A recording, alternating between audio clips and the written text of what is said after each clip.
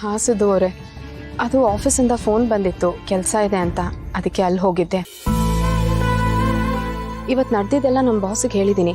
ಹಾಗೆ ನಿಮ್ಮ IT files ಕೂಡ ಅವ್ರಿಗೆಲ್ಲ ತಿಳಿಸಿದ್ದೀನಿ. ನೀವು ಒಂದಿನ ಫ್ರೀ ಆಗಿದ್ದಾಗ ನಮ್ಮ ಬಾಸನ್ನ ಒಂದ್ಸತಿ ಹೋಗಿ ಮಾತಾಡ್ಸ್ಕೊಂಬಿಡಿ. ಸರಿ ಮೇಡಮ್ ಅವರೇ, ನೋಡಿ ಹೆಂಗದೆ ಅಂತ. ಜನ ದುಡ್ಡು ಮಾಡಿದ್ರು ಕಷ್ಟ, ಮಾಡದೆ ಹೋದ್ರು ಕಷ್ಟ. ದುಡ್ಡು ಜಾಸ್ತಿ ಇದ್ದರೆ ಈ ಇನ್ಕಮ್ ಟ್ಯಾಕ್ಸ್ ಅವ್ರು ಬಂದು ಕಿತ್ಕೊಂಡು ಹೊಂಟೋಯ್ತಾರೆ. ಅದೇ ದುಡ್ಡೇ ಇಲ್ಲ ಅಂದರೆ ಅವ್ರ ಪರಿಸ್ಥಿತಿನೇ ಅರ್ಧ ಅವ್ರನ್ನ ಕಿತ್ಕೊಂಡು ತಿಂದ್ಬಿಡ್ತದೆ. ಏನು ಜೀವನನೋ ಏನೋ. ಹೌದು ಸಿದ್ದು ಅವರೇ, ಈ IT ರೇಡ್ ಅನ್ನೋದು ನನ್ನ ಕುತ್ತಿಗೆಗೆ ತಾಳಿ ಬಿದ್ದ ಹಾಗೆ. ಯಾವಾಗ ಏನು ಯಾವುದೂ ಅರ್ಥ ಆಗಲ್ಲ. ಮೇಡಮ್ ಅವರೇ, ಅದು ಯಾಕೆ ಹಿಂಗೆ ಮಾತಾಡ್ತೀರಿ? ನೀವು ಇದ್ರ ಬಗ್ಗೆ ಎಲ್ಲ ಯೋಚನೆ ಮಾಡಿಬಿಡಿ. ನಾನು ಹೇಳಿವ್ನಲ್ಲ, ಅವ್ನು ಆದಷ್ಟು ಬೇಗ ಕರ್ಕೊಂಬಂದು ನಿಮ್ಮ ಮುಂದೆ ನಿಲ್ಲಿಸ್ತೀನಿ ಅಂತ. ನೀವು ಆರಾಮಾಗಿರಿ ಅಷ್ಟೇ. ಆ ದಿನಕ್ಕೆ ಕಾಯ್ತಾ ಇದ್ದೀನಿ ಸಿದ್ದು ಅವರೇ. ಅಯ್ಯೋ ನೋಡಿ, ನನ್ನ ಬಗ್ಗೆನೇ ಮಾತಾಡ್ಕೊಂಡು ನಿಂತ್ಬಿಟ್ಟೆ. ಅದು ಸರಿ, ಇಷ್ಟೊತ್ತರಲ್ಲಿ ನೀವೇ ನಮ್ಮನೆ ಕಡೆ? ಅದು ಅಕ್ಕ ಫೋನ್ ಮಾಡಿ ಅರ್ಜೆಂಟಾಗಿ ಮನೆ ತಗೊಬ್ಬಾ, ನಿನ್ನ ಹತ್ರ ಏನೋ ಮಾತಾಡಬೇಕು ಅನ್ಲು. ಏನು ಇಷ್ಟ ಅಂತ ಗೊತ್ತಿಲ್ಲ, ಕೇಳಬೇಕು.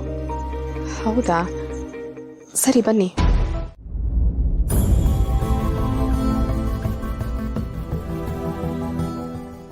ಹರಿ ಯಾಕೆ ಈ ಥರ ಮಾಡ್ತೀಯಾನೆ?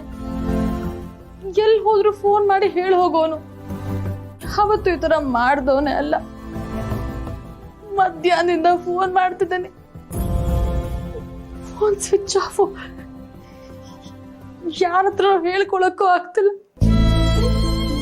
ದೇವ್ರೆ, ಸಿದ್ದೇಗೊಳಂಗಾದ್ರು ಸಿಗ್ಲಪ್ಪ. ಅವನಿಗೆ ಫೋನ್ ಮಾಡ್ತೀನಿ.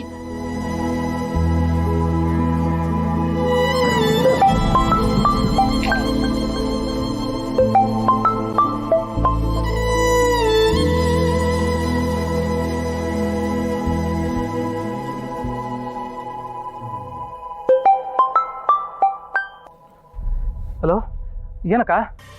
ನಿಮ್ಮ ಭಾವ ಸಿಕ್ಕಿದ್ರೇನೋ ಅಥವಾ ನೀವು ಫೋನ್ ಮಾಡಿದ್ರಾ? ಯಾಕೋ ತುಂಬ ಭಯ ಆಗ್ತದೆ ಕಣೋ. ಹೋಗ್ಲಿ, ಪೊಲೀಸ್ ಕಂಪ್ಲೇಂಟ್ ಕೊಟ್ಬಿಡೋಣ ಸಿದ್ದು. ಅಯ್ಯಯ್ಯೋ, ಅದೆಲ್ಲ ಏನು ಬೇಡ ಕಣಕ್ಕ.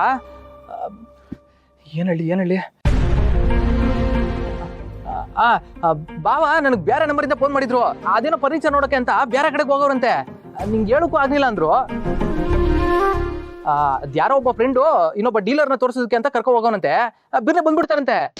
ನಿಜ ಹೇಳ್ತಿದ್ದೆ ತಾನೆ? ಸಿದ್ಧ ನನ್ನ ಸಮಾಧಾನಕ್ಕೆ ಹೇಳ್ತಿಲ್ಲ ಅಲ್ವಾ? ಅಕ್ಕ, ನಿನ್ನ ಹತ್ರ ಸುಳ್ಳು ಹೇಳಕ್ಕಾಯ್ತದಾ?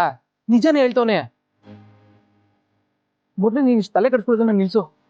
ಇಲ್ಲ ಸಿದ್ದು, ನನ್ನ ತಲೆ ಕೆಟ್ಟ ಹೋಗಿದೆ. ಏನ್ ಮಾಡ್ಬೇಕು ಅಂತಾನೆ ತೋಚ್ತಾ ಇಲ್ಲ. ಮೈಂಡ್ ಬ್ಲಾಂಕ್ ಆಗೋಗಿದೆ ಕಣೋ. ಅಕ್ಕ ನೋಡು, ಒಂದ್ ಕೆಲಸ ಮಾಡು, ನೀನ್ ನಮ್ಮ ಮನೆಗೆ ಹೋಗು. ಇಲ್ಲೇ ಇದ್ರೆ ಹಿಂಗೆ ಯೋಚನೆ ಮಾಡ್ಕೊಂಡು ಇದ್ಬಿಡ್ತೀಯ. ಅಲ್ಲಿ ನೀಲು ಅದಕ್ಕೆ ಇರ್ತಾರೆ, ಅವ್ರ ಹತ್ರ ಇಷ್ಟೇ ಹಿಂಗಿದೆ ಅಂತ ಹೇಳಕ್ ಹೋಗ್ಬೇಡ. ನಿನ್ ಜೊತೆಗೆ ಯಾರಾದ್ರೂ ಇದ್ರೆ ನಿಂಗೆ ಧೈರ್ಯ ಇರ್ತದೆ ಅಂತ ಹೇಳ್ತಾವನಷ್ಟೇ. ಮೊದ್ಲು ಹೊರಡು, ನಂಗೆ ಹೊಸ ಕೆಲಸ ಇದೆ, ನಾನು ಮುಗಿಸ್ಕೊಂಬರ್ತೀನಿ. ಸರಿ, ಹಾಗೆ ಮಾಡ್ತೀನಿ. ಭಾವ ಸಿಕ್ಕಿದ್ರೆ ಫೋನ್ ಮಾಡು. ಸರಿ ಕಣಕ್ಕ, ಮಾಡ್ತೀನಿ.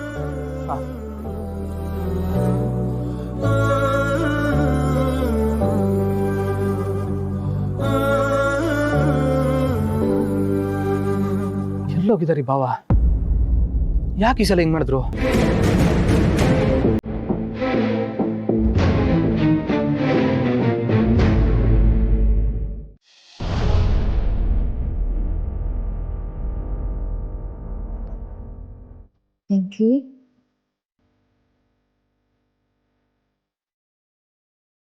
ನೀನು ಅದ್ರ ಬಗ್ಗೆನೇ ಯೋಚನೆ ಮಾಡ್ತಾ ಇದೀಯಾ?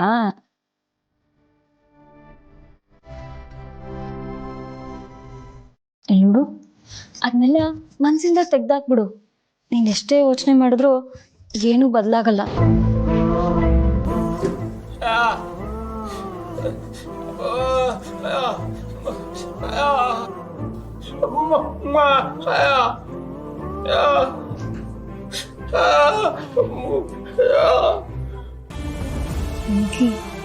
ನೀನ್ ಜಿಗುಪ್ಸೆ ಆಗುವಂಥದ್ದು ಏನೂ ಆಗಿಲ್ಲ.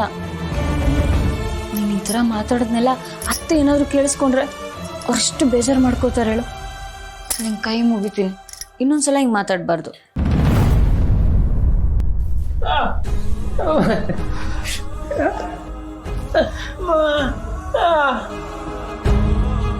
ಮನ್ಸು ತುಂಬ ಯೋಚನೆಗಳಿದ್ದಾಗ ನಿದ್ದೆಯಲ್ಲಿ ಬರುತ್ತೆ ಹೇಳೋಣ. ಅದು ಬಿಡು, ನೀನು ಯಾಕೆ ಹೀಗಿದೆಯಾ? ನೀನು ಸರಿಯಾಗಿ ಊಟ ಮಾಡಲಿಲ್ಲ ಅಂತ ಅತ್ತಿಗೆ ಹೇಳಿದ್ರು.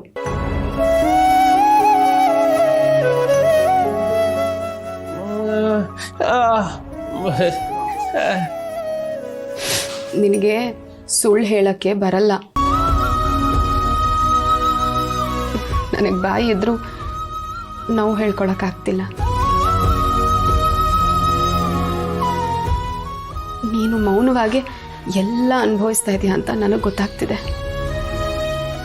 ಅಣ್ಣ, ಸಂತೋಷಣ ಏನೇನೋ ಹೇಳ್ದ ಅಂತ ನೀನು ಯೋಚನೆ ಮಾಡ್ಕೊಂಡು ಕೂತ್ಕೊಳಕ್ಕಾಗತ್ತಾ ಹೇಳು?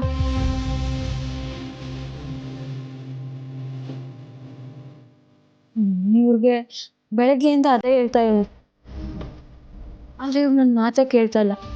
ಅದನ್ನೇ ಯೋಚನೆ ಮಾಡ್ಕೊಂಡು ಕೂತವ್ರೆ. ಏನೇ ಸಮಸ್ಯೆ ಬಂದರೂ ಅದನ್ನ ತಾಳ್ಮೆಯಿಂದ ಎದುರಿಸ್ಬೇಕು ಅಂತ ಹೇಳ್ಕೊಟ್ಟಿರೋವನೇ ನೀನು. ಆ ತಾಳ್ಮೆನೆ ನೀನೇ ಕಳ್ಕೊಂಡ್ಬಿಟ್ರೆ ಹೇಗೆ ಹೇಳು? ಅಣ್ಣ, ನಾನು ಅಮ್ಮನ್ನ ಹೇಗೆ ನಂಬಿದ್ದೀನೋ ನಿನ್ನನ್ನು ಹಾಗೇ ನಂಬಿದ್ದೀನಿ. ನೀನು ಹೀಗಿದ್ರೆ ನಾವೆಲ್ಲರೂ ಹೇಗೆ ಖುಷಿಯಾಗಿರೋಕ್ಕಾಗತ್ತೆ ಹೇಳು?